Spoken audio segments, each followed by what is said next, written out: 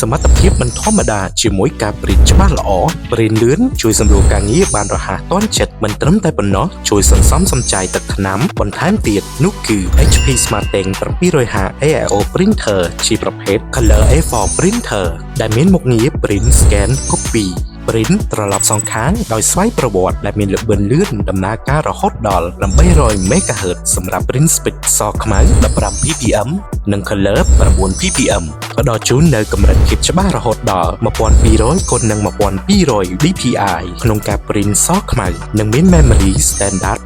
256 MB សម្រាប់ការភ្ជាប់ក្នុងការ Print តាមរយៈ High Speed USB 2.0 Wi-Fi Bluetooth កាន់តែពិសេស Printer មួយនេះក៏មានការធានាជូនរយៈពេល1ឆ្នាំផងដែរហើយរកទិញបាននៅក្នុង app i Electronic ឬក៏ក្រុមហ៊ុន i Electronic ដែលមានអាសយដ្ឋាននិងលេខទូរស័ព្ទដូចខាងក្រោមសូមអរគុណ